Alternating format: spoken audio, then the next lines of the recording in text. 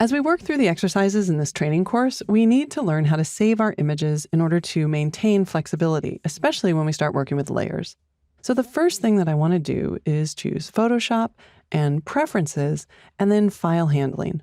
On Windows, you'd go into the Edit menu, Preferences, and then File Handling. And I want to change the Maximize PSD and PSB file compatibility to Always. Although this preference is going to increase the file size, it's going to allow me to work with and view images faster and more easily across applications such as Bridge and Lightroom. Now let's make a quick change to our image. I'm going to add what's called a new fill layer. I'm going to add a gradient fill layer. I'm going to change the blend mode to color. Now, I know we haven't talked about layers and we haven't really talked about blend modes yet, but I just want to make sure that we do something to this image to give us a second layer. So I'll click OK. And then to the right of the gradient here is a drop-down menu. I'll click on the arrow, and then we can navigate through any of these folders of presets and just click on one of them to apply that preset. All right, let's say that these are all of the changes that we want to make. Well, when I'm ready to save this, I'll choose File and then Save As. I'll want to save it locally to my computer, so I'll click that. And I'm going to save it back into the same folder, but I'm going to rename it. Now, I try to keep my image management very simple, so I use a simple naming convention. I'm going to add an underscore and then ME. That just tells me that this is my master edited file. And then we'll want to select from, say, either Photoshop or the TIFF file format in order to save our layers. I'll go ahead and click Save, and then let's just make a quick change to the image. I'll double click on the icon for the gradient, and we'll just pick another gradient from those presets. So I'll click on the drop-down menu, and we can scroll down to any of these different preset folders, and maybe just pick this one here. Now, if I want to save this version as well, but I don't want to save over the one that had the purple gradient, I can choose File and then Save As again. I'll save it to my computer. And because I haven't changed anything like drastically, I haven't resized the file, I haven't added type to the file or anything, it's very similar to the first one. I'm just going to add an underscore and then 01.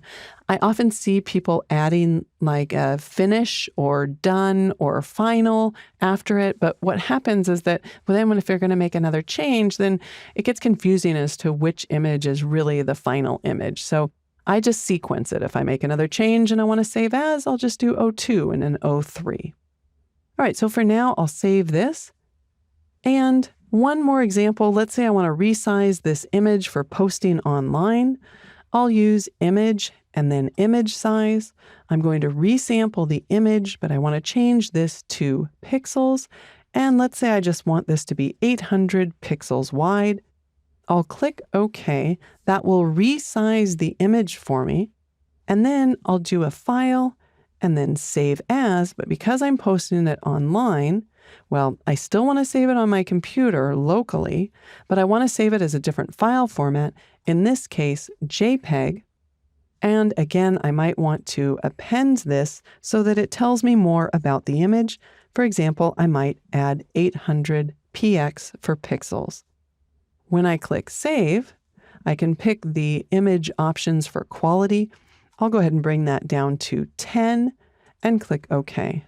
But what's important to know is that Photoshop has resized the file, but it's left open the multi-layered document and saved off that JPEG version. So I'd want to be careful at this point. When I close this file, I don't want to save changes. Otherwise, it will save it as the resized 800 pixel document. So I'll choose File and then Close and Don't Save. If we return to Bridge, we can see here's our original image. Here's the one that we first saved as our master edited PSD file. Then we made a variance. That's our master edited 01.